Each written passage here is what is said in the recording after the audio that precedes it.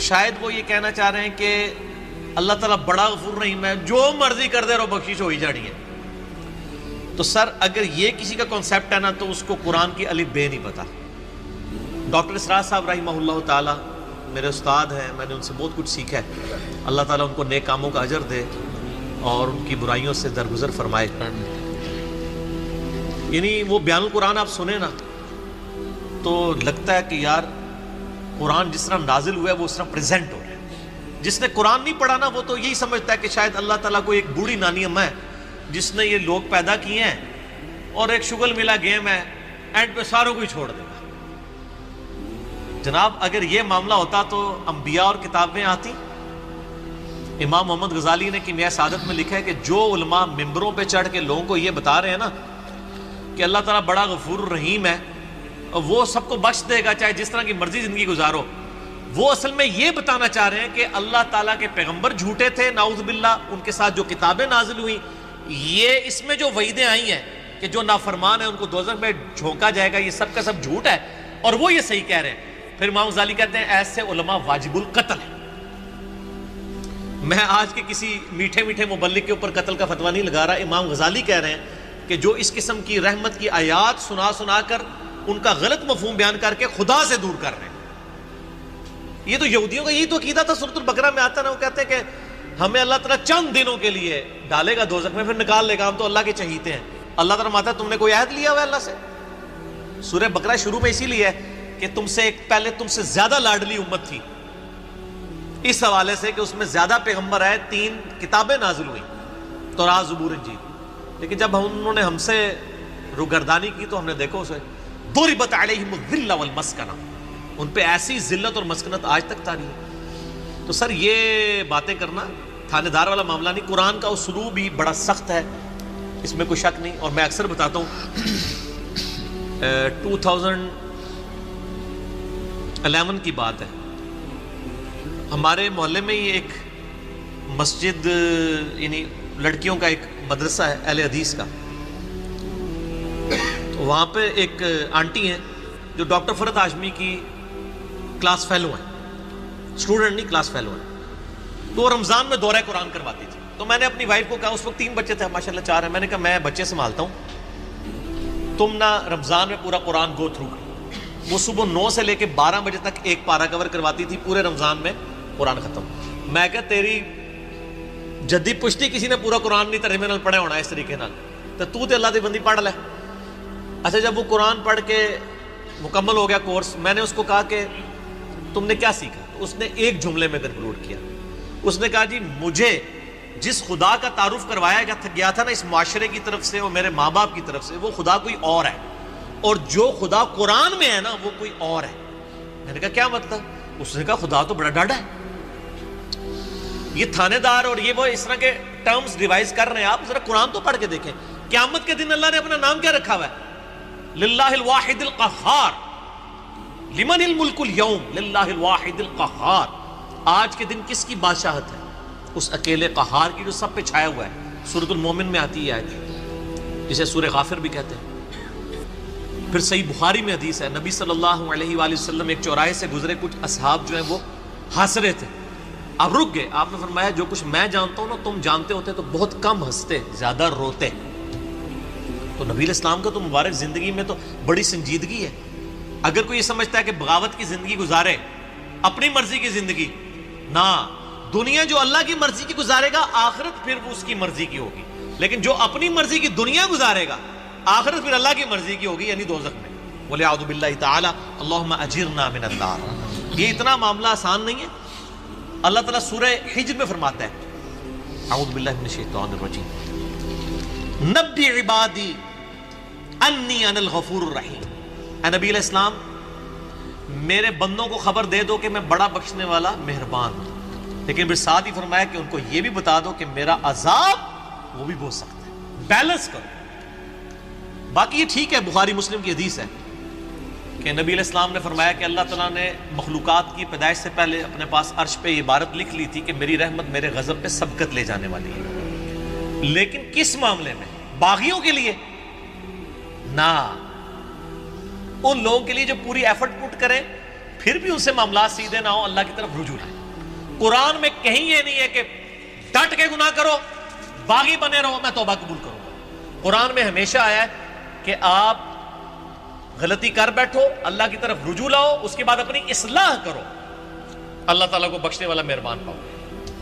اسی پہ میرا مسئلہ نمبر 18 ہے، گناہ کبیرہ اور توبہ کا بیان، اور وہ آیت نمبر بھی 17 اور 18 ہی ہے سورۃ النساء کی۔ میں وہ پڑھ بھی دیتا ہوں۔ اعوذ باللہ من الشیطان الرجیم، بسم اللہ الرحمن الرحیم۔ انما التوبۃ علی اللہ، اللہ کے ذمہ ہے ان لوگوں کی توبہ قبول کرنا۔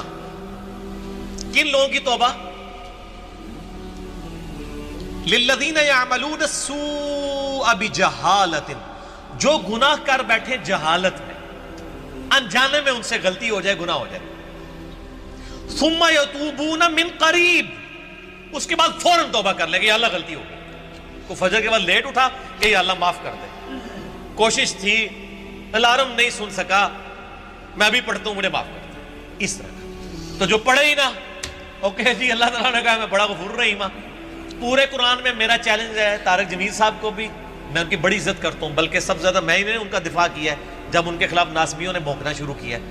میں ان سے بڑی محبت کرتا ہوں، میں ایسٹ سمجھتا ہوں امت کے لیے، لیکن میں طارق جمیل صاحب سے پوچھتا ہوں پورے قرآن میں کہاں لکھا ہے کہ باغی رہو تو میں معاف کروں گا؟ قرآن تو کہہ رہا ہے اللہ کے ذمہ ان لوگوں کی توبہ کا قبول کرنا ہے جو جہالت میں گناہ کر بیٹھے، ثم یتوبون من قریب، اس کے بعد فوراً توبہ کر لیں، فاولئک یتوب اللہ علیہم، بس ایسوں کی توبہ ہے اللہ فرماتا ہے میرے ذمہ۔ وَكَانَ اللَّهُ عَلِيمًا حَكِيمًا، اور اللہ تعالیٰ علم والا اور حکمت والا ہے، علم ہے اس کے پاس لیکن اس کی حکمت ہے، ڈھیل دیتا ہے کہ چلو توبہ کر لیں۔ اور اگلی آیت وَلَيْسَتِ التَّوْبَةُ، اور اس کی تو کوئی توبہ قبول نہیں ہوگی، یہ میں نہیں کہہ رہا ہوں طاہر جمیل صاحب، یہ اللہ کہہ رہا ہے، لِلَّذِينَ يَعْمَلُونَ السَّيِّئَاتِ، جو کہ گناہ کرتا ہے، حَتَّى إِذَا حَضَرَ أَحَدَهُمُ الْمَوْتُ، یہاں تک کہ جب اس کی موت کا وقت آ جاتا ہے، قَالَ إِنِّي تُبْتُ الْآن، وہ کہتا ہے یا اللہ میں اب توبہ کرتا ہوں۔ وَلَلَّذِينَ يَمُوتُونَ وَهُمْ كُفَّارٌ، اور نہ ہی ان کی توبہ قبول ہوگی جو کفر کی حالت میں مرے، یعنی وہ پہلے مسلمانوں کا ذکر ہو رہا ہے، کافروں کو اللہ نے الگ کر دیا ہے، یعنی ایسے مسلمان جو موت کے وقت توبہ کریں ان کی بھی توبہ قبول نہیں اور کافروں کی بھی نہیں۔ اولئک اعتدنا لهم عذابا الیما، ایسے لوگوں کے لیے ہم نے دردناک عذاب تیار کر رکھا ہے۔ اللہم اجرنا من النار، اللہم اجرنا من النار، اللہم اجرنا من النار، اللہم من احییتہ منا فاحیہ علی الاسلام ومن توفیتہ منا فتوفہ علی الایمان۔ تو یہ تو دیکھ لیں، یہ تو قرآن کی ڈاکٹرائن ہے، آپ اس کو تھانے داری والی معاملہ کہہ رہے ہیں اور یہ کر رہے ہیں۔ باقی ٹھیک ہے کہ اگر ایک بندہ گناہگار ہے آپ اس کو یہ کہیں کہ توبہ کر کے اللہ کی طرف آؤ، وہ 99 قتل والا واقعہ بھی ہے نا بخاری مسلم میں، ہم نہیں کہہ رہے مایوسی پیدا کریں، لیکن ہم کہہ رہے خام خواہ لوگوں کو امیدیں بھی نہ دلائیں۔ اور جو سیدنا علی کا قول ہے کہ انسان سویا ہوا ہے جیسے ہی مرے گا جاگ اٹھے گا، اوہ یہ کیا ہو گیا، اے نہ ہو جائے کام نہ پا دو، ڈرانے میں ہی عافیت ہے نا۔ اور آپ کا ڈر کا غلبہ ہی ہوگا تو تب آپ گناہوں سے بچیں گے، صرف خوشخبریوں سے نہیں بچیں گے، ٹھیک ہے۔ میں آپ سے کہتا ہوں اگر دنیا میں یہ آفر کی جائے اللہ کی طرف سے کہ جو مرضی یاشی کرو عذاب کوئی نہیں ہوگا لیکن جنت نہیں ملے گی، سارے کہنے کے جنت ہی کئی لوڑ آتی ہے جنت بنا لینا، پریکٹیکل چیک کر لیں۔ اور اس کے بدلے میں اگر یہ بات کی جائے کہ جی آپ دنیا میں اللہ کی تابع فرمان بن کے رہو، ادروائز آپ کو دوزخ میں جھونک دیا جائے گا، کوئی بچت نہیں ہوگی، تبھی لوگ اللہ کی طرف آئیں گے۔ آپ اگر یہ بھی لالچ لوگوں کو دیں کہ نیک عمال کرو گے تو جنت ملے گی، برے عمال کرو گے تو کچھ نہیں ہوگا، کوئی نہیں کرے گا جب تک آپ ڈر لیں۔ اور یہ نیک بندوں کی اللہ نے نشانی بتائی ہے، وہ دعا کرتے ہیں ربنا اصرف عنا عذاب جہنم ان عذابها کان غراما، سورۃ الفرقان میں جو مسئلہ 120 ہے، اہل ایمان کی 12 خصوصیات، میں نے پورا لیکچر ریکارڈ کروایا ہے۔ ایک خصوصیت یہ کہ وہ دعا کرتے ہیں اے اللہ ہم سے دوزخ کا عذاب پھیر دے، وہ تو ہمارے گلے کا پھندا بن چکا ہے، لٹکتی تلوار ہے۔ اہل ایمان تو ہر وقت ڈرتے رہتے ہیں۔ اللہم اجرنی من النار کیوں وظیفہ تعلیم کیا گیا ہے؟ جامعہ ترمذی میں حدیث ہے سیدنا عثمان جن کو 3 دفعہ جنت کی بشارت ملی ہے، جب قبرستان جاتے تھے اتنا روتے تھے کہ داڑھی آنسوؤں سے تر ہو جاتی تھی۔ لوگ کہتے تھے یہ کیا؟ تو انہوں نے کہا میں نے نبی علیہ السلام سے خود سنا ہے کہ قبر آخرت کی منزلوں میں سے پہلی منزل ہے، جس کی یہ منزل کامیاب ہوئی اس کی اگلی آسان ہوتی چلی جائے گی، اور جو اس میں پھنس گیا اس کی اگلی مشکل در مشکل ہوگی۔ تو حضرت عثمان کو سمجھ آ گئی تھی یہ تھانے داری والا کنسیپٹ جو آپ نے اس کو نام دیا۔ ہم تو تھانے داری نہیں کہتے، ظاہر ہے خدا نے دنیا بنائی ہے اور وہ اسٹیبلش کرنا چاہتا ہے کہ لوگ میرے تابع فرمان ہو، گنڈا گردی کرنے کے لیے تو اس نے دنیا نہیں بنائی ہے۔ تو یہ بڑا کریٹیکل ایشو ہے، اور اس معاملے میں نا مجھے بڑا دکھ ہوتا ہے اس قسم کے وائزین سے، وہ اللہ تعالیٰ کی رحمت کی آڑ میں لوگوں کو اس طرف مائل کر دیتے ہیں کہ وہ الٹا جنہوں کہتے ہیں نا کہ وہ گاٹے فٹ ہونے والی تعلیمات ہو جاتی ہیں، اس سے لوگ پھر نیگیٹو رزلٹ نکالتے ہیں۔ آپ بیلنس بیان کریں، ہم کبھی نہیں کہتے کہ آپ جو ہے نا وہ اس قسم کی باتیں بیان کریں کہ جس کی وجہ سے لوگ اللہ تعالیٰ سے متنفر ہوں۔ آپ دونوں طرف کے مسائل کو بیان کریں۔ اسی قسم کی آیات جو ہے نا وہ یہ آگے سورۃ النحل کی آیت نمبر 119 ہے، ثم ان ربک للذین عملوا السوء بجہالۃ، پھر اس کے بعد تمہارا رب ان لوگوں کے بارے میں جو جہالت میں گناہ کر بیٹھے، جو لوگ ثم تابوا، اس کے بعد وہ توبہ کر لیں، من بعد ذالک، گناہ کرنے کے بعد، واصلحوا، اور اپنی اصلاح کر لیں، ان ربک من بعدها لغفور رحیم، بے شک اللہ تعالیٰ اس کے بعد ضرور غفور رحیم ہے۔ کس کے بعد؟ جو اللہ کی شرطیں پوری کرے گا۔ کیا شرط ہے؟ جہالت میں گناہ ہوا، پھر اس کے فوراً بعد توبہ کی اور اپنی اصلاح بھی کر لی، خالی چھڑی توبہ نہیں۔ یا ایھا الذین آمنوا توبوا الی اللہ توبۃ نصوحا، اے ایمان والو اللہ کی طرف ایسی توبہ کرو جیسا کہ توبہ کرنے کا حق ہے۔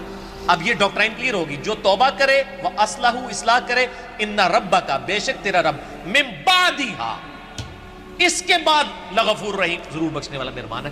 میرا چیلنج ہے، قرآن میں کہیں یہ نہیں ہے کہ آپ باغی ہو جائیں اسی طرح زندگی گزاریں۔ ترمذی میں روایت ہے کہ موت کے غرغرے سے پہلے توبہ قبول، لیکن کس کو پتہ ہے کہ کس وقت موت کا غرغرہ آ جائے گا؟ تو اس قسم کی باتوں سے ڈیسیو نہیں ہونا چاہیے، ایسے وائزین کی ان کو بھی سمجھانا چاہیے، اور میں ان سے یہ کہوں گا قرآن پڑھیں تو آپ کو پتہ چلے گا کہ آپ کی ڈاکٹرائن جو ہے وہ بالکل کتاب و سنت کے خلاف ہے۔ ٹھیک ہو گیا؟ قل اننی ہدانی ربی الی صراط مستقیم، اے نبی تم فرماؤ بے شک مجھے تو ہدایت کا راستہ دکھا دیا ہے میرے رب نے، وَأَنَّ هَذَا صِرَاطِي مُسْتَقِيمًا، اور بے شک یہ ہے میرا راستہ جو کہ سیدھا ہے، فَاتَّبِعُوهُ، اس کی پیروی کرو، وَلَا تَتَّبِعُوا السُّبُلَ، اور ادھر ادھر کے راستوں کی پیروی مت کرنا، فَتَفَرَّقَ بِكُمْ عَنْ سَبِيلِي، وہ تمہیں جدا کر دیں گے، دور کر جائیں گے میرے راستے سے، اللہ کے راستے سے۔ ذالکم وصاکم بہ، یہ ہے وہ جس کا تمہیں حکم دیا جاتا ہے، لعلکم تتقون، تاکہ تم پرہیزگاری کی روش اختیار کر سکو۔ یہ سورہ الانعام کی آیت نمبر 153 میں اللہ تعالیٰ نے اپنے پیغمبر کی مبارک زبان سے بتایا کہ صراط مستقیم کو فالو کرنا ہے، اور وہ سیدھا راستہ سنگولر کے سیغے میں۔ اکثر لوگ کہتے ہیں نا یہ صراط الذین انعمت علیہم، تو سارے نیک لوگوں کے راستے، نیک لوگوں کا راستہ، اور وہ پہلے آیا اہدنا الصراط المستقیم، اے اللہ ہمیں سیدھے راستے پر چلا، صراط الذین انعمت علیہم، راستہ وہ والا جس پہ نیک انعام یافتہ لوگ چلے۔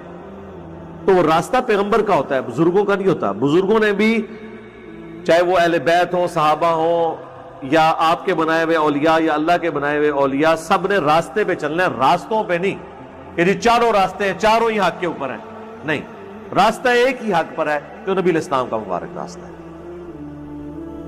یہ آیت تلاوت کی آپ نے حدیث ہے مسند احمد کے اندر، مشکات میں بھی آپ کو پہلی جلد میں کتاب و سنت کو مضبوطی سے پکڑنے والے چیپٹر میں مل جائے گی کہ نبی علیہ السلام نے زمین پہ ایک سیدھی لکیر کھینچی، اس کے دائیں بائیں ٹیڑھی لکیریں کھینچی، اور پھر آپ نے کہا وَأَنَّ هَذَا صراطی مستقیمہ، یہ ہے میرا راستہ جو کہ بالکل سیدھا ہے، اس کی پیروی کرو، ارد گرد کے ٹیڑھے راستوں کی پیروی نہ کرو، وہ تمہیں اللہ کے راستے سے ہٹا دیں گے۔ یہ ہے وہ جس کی اللہ تمہیں وصیت کرتا ہے تاکہ تم ڈر سکو۔ اور پھر آپ نے کہا یہ ٹیڑھے راستے ہیں۔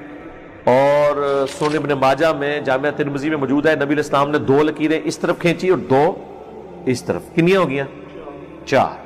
آپ فرمایا اے 4 گھمرائی دے رستے نے، اے سینٹر والا جڑا ہے نا میرا رستہ ہے۔ ٹھیک ہے جی، چاروں حق پہ نہیں ہے، یعنی یہ ہم 4 اماموں کو مانتے ہیں، اماموں کے نام پہ بنائے ہوئے فرقوں کو کہہ رہے ہیں کہ وہ غلط ہے۔ جیسے ہم عیسائیت کا انکار کرتے ہیں، جیزس کرائسٹ عیسیٰ ابن مریم کو تو ہم وجیہن فی الدنیا والآخرہ ومن المقربین مانتے ہیں، الحمدللہ۔ ثم آتینا موسیٰ الکتاب، اس کے بعد ہم نے موسیٰ علیہ السلام کو کتاب دی، تماما علی الذی احسن، جو پوری نعمت کی ان کے اوپر، کتاب دی پوری کر دی نعمت ان پر جو نیک عمل کرتے تھے، وَتَفْصِيلًا لِكُلِّ شَيْءٍ، اور تفصیل ہر چیز کی، وَهُدًى وَرَحْمَةً، اور ہدایت اور رحمت، لَعَلَّهُمْ بِلِقَاءِ رَبِّهِمْ يُؤْمِنُونَ، تاکہ وہ اپنے رب کی ملاقات کے اوپر ایمان لے کر آئیں۔ یعنی قرآن سے پہلے بھی اللہ تعالیٰ نے تورات نازل کی جس کے ذریعے ہدایت دی بنی اسرائیل کو، اور وہ کتاب ان لوگوں کے لیے ہدایت اور رحمت کا سبب تھی۔ وَهَذَا كِتَابٌ أَنزَلْنَاهُ، اور یہ ہے کتاب جو ہم نے نازل کی، مبارکن، برکت والی، فَاتَّبِعُوهُ، پس اس کتاب کی پیروی کرو، وَاتَّقُوهُ، اور اللہ سے ڈرو، لَعَلَّكُمْ تُرْحَمُونَ، تاکہ تم پر رحم کیا جائے۔ أَن تَقُولُوا إِنَّمَا أُنزِلَ الْكِتَابُ عَلَى طَائِفَتَيْنِ مِن قَبْلِنَا، ہم نے قرآن تمہیں اس لیے دیا تاکہ تم قیامت کے دن اللہ کو یہ گلہ نہ کر سکو کہ ہم سے پہلے 2 بھاری گروہوں کے اوپر، یعنی یہودیوں اور نصرانیوں، یہودیوں اور عیسائیوں کے اوپر تو کتابیں نازل ہوئی تھیں، تعلیمات آئی تھیں۔ وَإِن كُنَّا عَن دِرَاسَتِهِمْ لَغَافِلِينَ، اور ہم تو اس طرح کی کسی کتاب سے ناواقف تھے، تو دیکھو اللہ نے تمہیں بھی کتاب دے دی ہے۔ ٹھیک ہے، ہوتا یہی ہے نا کہ جب تک کوئی چیز نہیں ہوتی پھر بڑا اچھا بہانہ ہوتا ہے کہ جی ہمیں بھی بتایا ہوتا، دیکھتے جی ہم کس طرح جو ہے وہ اس رائے حق پہ چلا، ہمیں تو پتہ ہی نہیں چلا جناب۔ ہمیں بھی لوگ کہتے ہیں جناب اچھا دیہڑی ہوں درس پہلے نہیں دسیا، چلو ہوں دستے آ جاؤ۔ ٹھیک ہے، یہ وہی چیز ہے۔ تو اللہ نے فرمایا کہ یہ گلہ کوئی نہ کرے کہ ان پہ تو کتابیں نازل ہوئی تھی اس لیے وہ ہدایت پہ تھے، ہمیں کتاب ملی ہوتی تو لو پھر آگے ہمارے پیغمبر۔ او تقولوا، یا تم پھر کہنا شروع کر دو، لو انا انزل علینا الکتاب، کہ اگر ہم پہ کوئی کتاب نازل ہوئی ہوتی نا، لکننا اہدی منہم، ہم یہود و نصارہ سے زیادہ ہدایت پہ ہوتے۔ یا اللہ ایک بار آزما کے تو دیکھ۔ ہاں ویسے جو حضور کے جانصار تھے انہوں نے ثابت کیا ہے یہ بات، لیکن یہ ٹونٹ ان لوگوں کو کیا جا رہا ہے کہ جن کے پاس ہدایت آئی ہے تو وہ دشمن بن گئے۔ فَقَدْ جَاءَكُمْ بَيِّنَةٌ مِّن رَبِّكُمْ، تو پس آ گیا ہے، تمہارے پاس آ گئی ہے روشن دلیل تمہارے رب کی طرف سے، وَهُدًى وَرَحْمَةً، اور ہدایت اور رحمت۔ فَمَنْ أَظْلَمُ مِمَّنْ كَذَّبَ بِآيَاتِ اللَّهِ، تو اس سے بڑھ کر ظالم کون ہے جو اب اس قرآن کی آیات کو، اللہ کی آیات کو جھٹلا دے، وَصَدَفَ عَنْهَا، اور اس سے روگردانی کر دے۔ سَنَجْزِي الَّذِينَ يَصْدِفُونَ عَنْ آيَاتِنَا، ان قریب ان لوگوں کو جو ہماری آیات سے منہ موڑ لیتے ہیں، سوء العذاب، برا عذاب دیا جائے گا، بما كانوا يصدفون، بسبب اس کے کہ جو راہ حق سے وہ اناد کیا کرتے تھے۔ هل ينظرون الا ان تأتيهم الملائکہ، کیا تم اس بات کے انتظار میں ہو کہ اللہ کے فرشتے نازل ہو جائیں عذاب لے کر؟ او یأتی ربک، یا تمہارا رب خود آ جائے، یعنی قیامت کے دن آنا نا، وجاء ربک والملک صفا صفا۔ او یأتی بعض آیات ربک، یا اللہ کی طرف سے کوئی بڑی نشانی آ جائے عذاب کی شکل میں تم پر۔ یوم یأتی بعض آیات ربک، پھر اس روز جب کہ نشانی آئے گی نا تمہارے رب کی طرف سے کوئی ایسی، لا ينفع نفسا ایمانها، تو پھر کسی ایمان لانے والی جان کے ایمان کو اللہ قبول نہیں کرے گا جب منہ مانگا معجزہ دے دیا جائے گا۔ تو ایسا ہوا نہیں ہے، لیکن پہلے سنت ہے، جس طرح کہ اونٹنی کا معجزہ آیا تو پھر قوم سمود کی توبہ اللہ نے قبول نہیں کی۔ لم تکن آمنت من قبل، جو کہ پہلے ایمان نہیں لایا ہوگا اس وقت ایمان لانا اسے نفع نہیں دے گا. او کسبت فی ایمانہا خیرا، یا پہلے اس نے اپنے ایمان کے ساتھ کوئی نیکی نہیں کی ہوئی تھی تو وہ اس کے کام نہیں آئے گی. قُلْ انتظروا، اے نبی تم فرماؤ کہ انتظار کرو. انا منتظرون، بے شک میں بھی انتظار کرنے والا ہوں. ان الذین فرقوا دینہم، یہ وہ آیت آگی جو ہم نے اپنے منہج کے اوپر لکھ کے لگائی ہوئی ہے. اس کے اوپر میں کافی تفصیل سے پہلے بول چکا ہوں پچھلی قرآن کلاسز کے اندر. یہ تو ایک آیت ہے کہ اس پہ ہم کتنی دفعہ بولیں، ہماری پوری دعوت ہی یہی ہے کہ فرقہ واریت سے بچ کے آپ نے اسلام کی طرف آنا ہے. بے شک وہ لوگ جنہوں نے دین میں فرقے بنا لیے، وَكَانُوا شِيَعًا، اور گروہوں میں بٹ کے، لَسْتَ مِنْهُمْ فِي شَيْءٍ، اے نبی آپ کا ان سے کوئی تعلق نہیں ہے. اِنَّمَا أَمْرُهُمْ إِلَى اللَّهِ، ان کا معاملہ اللہ کے سپرد. ثُمَّ يُنَبِّئُهُمْ بِمَا كَانُوا يَفْعَلُونَ، پھر اللہ تعالیٰ انہیں خبر دے دے گا جو دنیا میں وہ کرتوت کیا کرتے تھے. یہ ویسے تعویل خاص کے اعتبار سے تو یہود و نصارہ کے بارے میں، لیکن تعویل عام میں جنہوں نے بھی دین میں فرقے بنائے ان کے اوپر یہ فٹ ہے کہ اللہ کے نبی کا تعلق ان کے ساتھ نہیں. بھئی یہود و نصارہ اگر فرقے بنائے ان کے ساتھ اللہ کے نبی کا تعلق نہیں اور مسلمان بنائے تو نہیں ہوگا. جسے فٹ اسے گفٹ. من جاء بالحسنہ، جو کوئی قیامت کے دن نیکی لے کر آیا ایک، فَلَهُ عَشْرُ أَمْثَالِهَا، تو اللہ تعالیٰ اس کو 10 گنا لوٹائے گا، اس کا ثواب 10 کے. وَمَنْ جَاءَ بِالسَّيِّئَةِ، اور جو کوئی ایک گناہ لے کے آئے گا، فَلَا يُجْزَى إِلَّا مِثْلَهَا، تو اس کو ایک کے بدلے ایک ہی برائی کا وبال چکھنا پڑے گا. یہ اللہ کی رحمت ہے. سبحان اللہ بحمدہ عدد خلقہ ورضا نفسہ وزنۃ عرشہ ومداد کلماتہ. وہم لا یظلمون، اور ان پر ظلم نہیں کیا جائے گا. اب وہ مشہور آیات آ رہی ہیں جو میں نے کئی ایک لیکچرز میں پڑھی ہیں. قل اننی ہدانی ربی الی صراط مستقیم، اے نبی تم فرماؤ بے شک مجھے تو ہدایت کا راستہ دکھا دیا ہے میرے رب نے، سیدھے راستے کی طرف میری رہنمائی کر دی ہے. دینا قیما ملت ابراہیم حنیفا، جو دین قائم ہے ابراہیم کی ملت پہ، جو سب سے ٹوٹ کر ایک اللہ کے ہو گئے تھے. وما کان من المشرکین، اور وہ شرک کرنے والوں میں شامل نہیں تھے.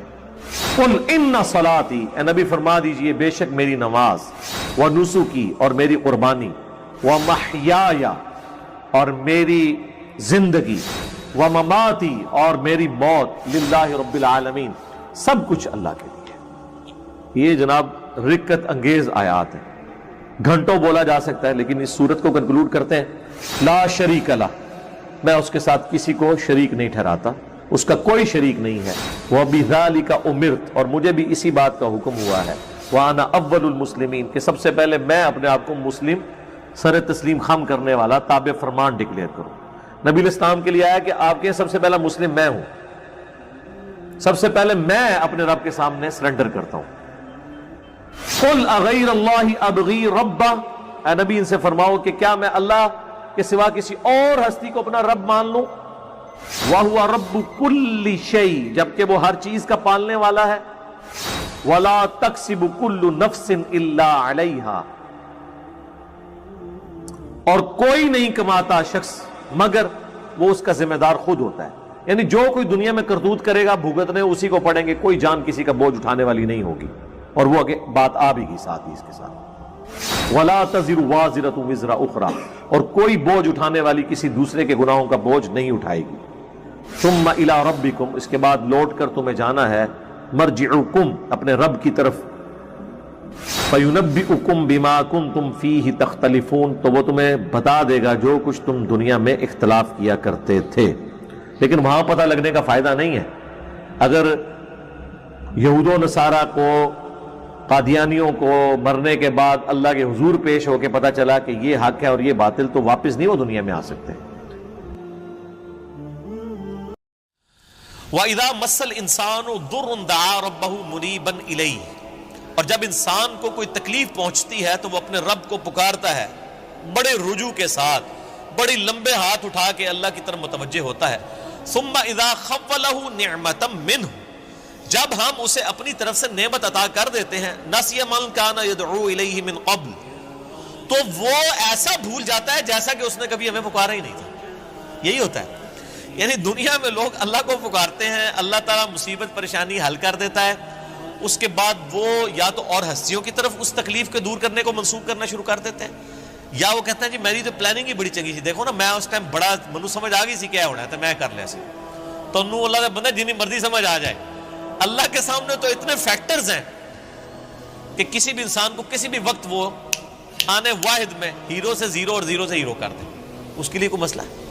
یعنی انسان کی ساری پلاننگز دھری رہتی، جیسا کہ مولا علی رضی اللہ تعالیٰ عنہ علیہ السلام کا قول ہے کہ میں نے اپنے ارادوں کے ٹوٹنے سے اپنے رب کو پہچانا ہے، ان میں پورا ارادہ کر لیتا ہوں، سارے کے سارے سرکمسٹانسز فیوریبل ہوتے ہیں میرے لیے، ڈن، اچانک پتہ ہی نہیں چلتا کہ یہ کیا ہو گیا، ایسا ہو جاتا ہے میرے بھائیوں۔ اور یہی چیزیں بیسیکلی اللہ تعالیٰ اپنا آپ انسان کو دکھاتا ہے کہ کوئی شخص اللہ تعالیٰ سے کبھی بھی آزاد نہیں ہو سکتا، حتیٰ کہ آپ دیکھ لیں سورۃ الکہف میں آیا کہ اے نبی علیہ السلام کبھی ایسا نہ ہو کہ آپ یہ ایک بات کہیں کہ میں کل یہ کام کروں گا اور آپ انشاءاللہ نہ کہیں، ایسا کبھی نہیں ہونا چاہیے، انشاءاللہ کے ساتھ کہنا ہے۔ اگر وقت کے پیغمبر کو یہ بات کی جا رہی ہے، ہمارے محبوب صلی اللہ علیہ وآلہ وسلم کو، کہ آپ نے کبھی مستقبل کے بارے میں انشاءاللہ کے بغیر بات نہیں کرنی، کبھی نہیں کرنا ہے میں کام کروں گا، مگر یہ کہ انشاءاللہ ماشاءاللہ کے ساتھ، کیونکہ انسان تو صرف ان فیکٹرز کو دیکھ رہا ہوتا ہے نا جو آپ کے سامنے۔ ہم نے کئی بار چیزیں دیکھی ہیں، ہر فیکٹر کاؤنٹر کرتے ہیں، میرے جیسا تو وہمی بندہ کوئی شاید چھوڑتا ہی نہیں ہے، پھر بھی کچھ کوئی نہ کوئی پاک نکل آتی ہے بیچو، کیوں نکل آتی ہے؟ انسان کبھی آزاد نہیں ہوتا اللہ سے، اس کی تقدیر سے کبھی آزاد نہیں ہو سکتا۔ اسی لیے الحمدللہ عرصہ دراز سے ہم اپنی پوری ایفرٹ کر کے اس کے بعد اللہ پر ہی توقع رکھتے ہیں، اور میں یعنی جتنا اپنے دنیاوی معاملات میں یا دین کے کام میں ریسورسز کو مینیج کرنے میں وہمی ہوں نا، اس سے زیادہ میں الحمدللہ عرصہ دراز سے اللہ کے بارے میں وہمی ہوں کہ جب کچھ میں سب کچھ کر لیتا ہوں نا، اور مجھے سب سے زیادہ جس چیز کی ٹینشن ہوتی ہے نا وہ اللہ کی ہوتی ہے کہ اللہ تعالیٰ کو رکاوٹ نہ ڈال دے، اللہ کی طرف متوجہ رہتا ہوں ہر معاملے میں۔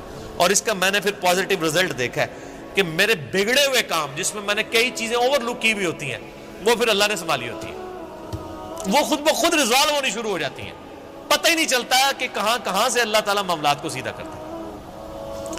وَمَن يَتَّقِ اللَّهَ يَجْعَل لَّهُ مَخْرَجًا وَيَرْزُقْهُ مِنْ حَيْثُ لَا يَحْتَسِبُ، یہ قرآن کی آیت ہے سورہ طلاق کی، جو کوئی اللہ پر تقوی اختیار کرے گا ہم اس کو وہاں سے رزق دیں گے کہ اسے گمان بھی نہیں ہوگا۔ ان اللہ بالغ امری، اللہ تعالیٰ اپنے کاموں کو پورا کر کے رہتا ہے، اللہ نے جو ارادہ کر لیا ہے نا جس کام کو بلوغت تک لے کے جانے کا وہ اس نے کر دیتا ہے، لیکن قد جعل اللہ لکل شیء قدرا، لیکن ہر چیز کے لیے اللہ نے ایک اندازہ مقرر کر رکھا ہے، یعنی جب وہ وقت آئے گا نا تبھی وہ معاملات ہوں گے، اس سے پہلے نہیں ہو سکتے، آپ جتنا مرضی ٹل لگا لیں، جس چیز کا جو وقت ہے وہ اسی وقت پہ ہونا۔ تو اللہ تعالیٰ فرماتا ہے کہ یہ جب ہم ان کو عطا کر دیتے ہیں پھر یہ فوراً اللہ کو بھول جاتے ہیں۔ وہ میں اگلے دن وہ قاسم علی شاہ صاحب کی ایک ویڈیو دیکھ رہا تھا، انہوں نے بڑی اچھی بات کی واصف علی واصف صاحب کے حوالے سے، وہ کہہ رہے تھے کہ وہ بتا رہے تھے کہ اللہ کی طرف آپ کی توجہ اور توکل کا لیول کیا ہونا چاہیے۔ ایک تو وہ توکل ہے جو ہمیں واعظین کی تقریروں میں نظر آتا ہے، ان کی کتابوں میں نظر آتا ہے، پریکٹیکلی وہ 1% اللہ پہ توکل نہیں کرنے والے ہوتے ہیں۔ اگر اللہ پہ توکل ہو تو وہ اپنے چاہنے والوں اور مریدین سے چندے اکٹھے نہ کر رہے ہوں اور ایک ایک چیز کی ٹینشن کر رہے ہوں، تو وہ ایسے معاملات نہیں ہوتے۔ وہ میرے ایک دوست ہیں، یہ واقعہ آپ نے یاد رکھنا ہے، میں دوبارہ آپ کو قاسم علی شاہ صاحب والا بعد میں سناتا ہوں، مجھے ایک اور واقعہ یاد ہے۔ میرے ایک دوست ہیں تو وہ کہتے ہیں کہ میرے ساتھ ایک پیر صاحب کے بیٹے جو ہے نا وہ کالج میں پڑھتے تھے، تو وہاں پہ کافی وہ عرس وغیرہ لگتا تھا، بڑے دور دراز سے لوگ آتے تھے، تو کہتے ہیں کہ وہ جن دنوں میں عرس ہوتا تھا نا تو وہ پولیس کو بار بار فون کر رہے ہیں کہ جناب سیکیورٹی کا بڑا خیال رکھنا ہے لوگوں دی جی، یعنی یہ لوگ آتے ہیں، پچھلی بار بھی آیا ہو گیا سی ہے، کیا ہوا سی جیب کٹ گئی تھی۔ میں نے دیکھا کہ پیر خانے پہ یا کوئی عرس پہ لوگ جا رہے ہوں، لوگ ان کو وہاں پہ مار رہے ہوں کہ یہاں ادھر کیا کرنے آئے ہیں۔ وہ تو بیچارے بڑے کمزور لوگ ہیں جو عرسوں کے خلاف ہیں، نہ ان کے پاس یہ کیپیبلٹی کہ وہ مارنے والے تو دوسری پارٹی ہیں۔ تو کہتا میں نے اس کو کہا یار تم اتنی ٹینشن کو لیتے ہو، مطلب جو آ رہا ہے اس کو کہنا ہے جی اللہ تو بندے ہوئے جیبا کٹ جان گے سانو کے دین گے تھے آگے، یہ اس نے خود بول کے کہا اس نے کہا ہمارے مریدین کی اگر جیبیں کٹ گئیں تو یہ ہمیں کیا دیں گے، تو ہمیں ان کی جیبوں کی زیادہ فکر ہوتی ہے، اور مریدین اس لیے سے جا رہے ہیں کہ پیر صاحب جو ہے نا وہی ہماری حفاظت کرنے والے ہیں، اور پیر صاحب آپ کی جیب کی حفاظت کے لیے خود پولیس کے محتاج ہیں، آپ اندازہ کر لیں۔ اور وہ قاسم علی شاہ صاحب کہنے لگے کہ وہ واصف علی واصف صاحب ایک مجلس میں فرما رہے تھے کہ اللہ کے بندوں میں اور دنیا داروں میں کیا فرق ہوتا ہے۔ وہ کہتے ہیں اللہ کے بندے جو ہوتے ہیں نا، ان کو کوئی اگر پتھر بھی مار دیتا ہے نا آ کے، تو ان کو پتھر مارنے پر بھی غصہ نہیں آتا، وہ اوپر دیکھ کہتے ہیں یا اللہ خیر ہے، وہ غلطی ہوگی، کیوں؟ یہ حقیقت بات ہے کہ فاعل حقیقی اللہ ہے، یہ ذہن میں رکھیے گا۔ آپ کو جو مخلوق کی طرف سے تکلیف بھی پہنچتی ہے نا، اس کا فاعل حقیقی بھی اللہ ہے، کیونکہ جو ہزاروں تکلیف کے درمیان ہرڈل بنا ہوا ہے، اسی نے اجازت دی ہے نا کہ چلو ایک چونڈی انہوں وڈ لے جائے، کیونکہ ہزاروں تکلیفیں تو اس نے آلریڈی بلاک کی ہوئی ہیں، ہمیں تو پتہ ہی نہیں کہ کہاں کہاں سے۔ آپ نے اگر یہ چیز دیکھنی ہے تو آپ حیران ہوں گے کہ چھوٹے بچوں کا بڑا ہو جانا یہ معجزے سے کم نہیں ہے۔ بچے جس طرح اندھوں کی طرح بھاگتے ہیں، ایک کن پٹی پہ صرف ایک جو ہے کارنر لگنے کی مار ہے نا بچے کی ڈیتھ، بڑا بندہ مر جاتا ہے۔ کس طرح بستروں سے گرتے ہیں، جا کے کبھی کہیں گرتے ہیں، سیڑھیوں سے نیچے گر جاتے ہیں، کہیں جا کے لگتے ہیں، کبھی کچھ ٹوٹ جاتا ہے، کبھی ادھر آ کے بندہ کہتا ہے اوہ شکر ہے جی بس نیڑے ہی نیڑے بچا ہے، اور اللہ سے بنو اللہ نے بچایا ہوتا ہے، ہمیشہ ہی بچ جاتا ہے بندہ۔ کتنے بچوں کی آنکھیں نکل جاتی ہیں بچپن میں، ورنہ تو آدھے ادھر جو ہے وہ کانے ہی بیٹھے ہوئے ہوں۔ یہ اللہ نے بڑے کیے ہوتے ہیں، یہ اللہ قرآن پاک میں آیات ہیں، اللہ فرماتا ہے کہ ہم نے فرشتے معمور کیے ہوئے انسانوں کی حفاظت کے اوپر، یہ ساری چیزیں اللہ لے کے چل رہا ہوتا ہے۔ لیکن اللہ فرماتا ہے جب ہم تکلیف دور کر دیتے ہیں پھر کہتے ہیں یہ تو کوئی کہہ دیتا ہے بزرگوں نے کیا ہے، کوئی کچھ کہہ دیتا ہے، کوئی کچھ کہہ دیتا ہے۔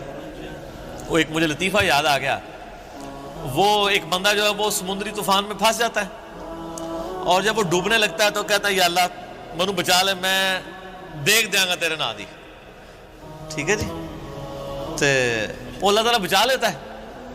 تو وہ پھر کنارے آ کے کہتا ہے جی، وہ تو پھر ظاہر ہے اس نے مکر ہی جانا ہوتا ہے، جو اللہ تعالیٰ فرماتا ہے کہ جب ہم ان کی تکلیف دور کرتے ہیں پھر یہ بھول جاتے ہیں ہمیں۔ تو کنارے پہ پہنچ کے کہتا ہے کیڑی دیکھ، کوئی دیکھ شیک نہیں ہو۔ تو وہ پھر ایک اور ہچکولا اس کو آتا ہے، تو پھر وہ سمندر میں کہتا ہے نہیں یا اللہ میں پوچھ رہا تھا مٹھی کے لونی، ٹھیک ہے، کیڑی دیکھ تو مراد ہے مطلب نہیں، یہ اللہ نے تو نہیں دھوکھا دیتا جا سکتا ہے، دنیا ہی دھوکھا دیتا جا سکتا ہے کہ میٹھی دیکھ یا نمکین۔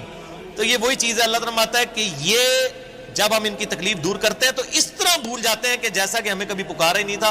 وَجَعَلَ لِلَّهِ أَنْدَادًا، اور اللہ کے مقابلے پہ اور ہستیاں کھڑی کر دیتے ہیں کہ یہ انہوں نے کیا ہے۔ بچہ اللہ نے دیا ہوتا ہے، کہتے ہیں نہیں وہ ان کی وجہ سے ہوا ہے، لِيُضِلَّ عَنْ سَبِيلِهِ، تاکہ بہکا دیں اللہ کی راہ سے۔ حقیقت بات ہے کہ یہ شیطان انسان کے دل میں یہ وسوسہ ڈالتا ہے کہ یہ فلاں کی وجہ سے ہوا ہے۔ آپ ہندوؤں کے پاس چلے جائیں، وہ بھی یہی کلیم کرتے ہیں کہ جی ہم فلاں مندر میں گئے تھے تو ہمیں اولاد ہوگی، حالانکہ اللہ دے رہا ہوتا ہے۔ لیکن شیطان جو ہے وہ اینڈ ٹائم پہ ایسا وسوسہ ڈالتا ہے کہ انسان اور ہستیوں کی طرف اسے منسوخ کرنا شروع کر دیتا ہے۔ ہم نے تو کئی ایسے دیکھے ہیں جو لوگوں کو بچے دے رہے ہیں لیکن خود بے اولاد ہوتے ہیں، ان کو کہ آپ کیوں نہیں اولاد ہو رہی ہے؟ سورہ شورا کا آخری رکوع پڑھ لیں، اللہ فرماتا ہے اللہ جسے دیتا ہے بیٹے دیتا ہے، جسے چاہتا ہے بیٹیاں دیتا ہے، جسے چاہتا ہے دونوں دیتا ہے، اور جسے چاہتا ہے محروم رکھتا ہے۔ نبی علیہ السلام کی صرف ایک بیوی ہے جس سے اولاد ہے، سیدہ خدیجہ سے، یا ایک ماریہ قبطیہ سے سیدنا ابراہیم علیہ السلام پیدا ہوئے، وہ بھی فوت ہو گئے، باقی آپ کی ساری بیویاں بے اولاد ہیں۔ کیا نبی کی بیویوں کی خواہش نہیں تھی کہ ان کی اولاد ہو؟ اللہ کی مرضی۔ سیدہ عائشہ محبوب ترین بیوی ہیں، جوانی کی عمر میں بیوہ ہوئی ہیں، کوئی اولاد نہیں ہے، اللہ ان کو ایک بچے ہی دے دیتا کہ حضور کے بعد انہوں نے 47 سال تک زندہ رہنا تھا، کہ چلو ان کی ایک دل جوئی کا معاملہ ہو جاتا کہ 18 سال کی عمر میں بیوہ ہو گئی ہیں، ایک بچہ ہوتا تو ان کی زندگی بھی اس کے سارے گزر جاتی۔ نہیں، یہ اللہ کے فیصلے ہیں۔ قل تمتع بکفرک قلیلا، اللہ کا اس پہ غضب دیکھیں، اللہ فرماتا ہے نبی ان سے فرمائیے کہ یہ جو تم کفر کر رہے ہو نا، اور یہ جو لطف اٹھا رہے ہو ہماری نعمتوں سے کہ تمہیں ہم کوئی نعمت دیتے ہیں تو تم اور ہستیوں کی طرف منسوخ کرتے ہو، اٹھا لو تھوڑی دیر کے لیے دنیا کی زندگی میں، انک من اصحاب النار، پھر تو تم مرنے کے بعد دوزخیوں میں ہی شامل ہوگا انسان۔ یہ سنگولر کے سیغے سے نا ایز اے ڈاکٹرین یہ لفظ استعمال ہو رہا ہے کہ تو اٹھا لے جو کچھ تو نے نفع اٹھانا ہے دنیا کی زندگی میں، تو منسوخ کر لے مخلوق کی طرف، फिर तूने मर के ना हमारे पास जब आना है तो आग ही तेरा मुकद्दर होगी, दुनिया में तूने जो कुछ करना था वो कर लिया. بصدای در بندی به نوای دلپذیری خم زندگی گشادم به جهان تشنه میری تو بروی بی نوایی در آن جهان گشادی که هنوز آرزویش ندمیده در ضمیری ز نگاه سرم سایی بدن جگر رسیدی چه نگاه سرم سایی دو نشانه زد به تیری به نگاه نار سایم چه بهار جلوه دادی که به باغ و راغ نانم چه تزرع و صفیری چه عجب اگر تو سلطان بولایتی نگنجند عجب این کمی نگنجند به دو عالمی فقیری به دو عالمی فقیری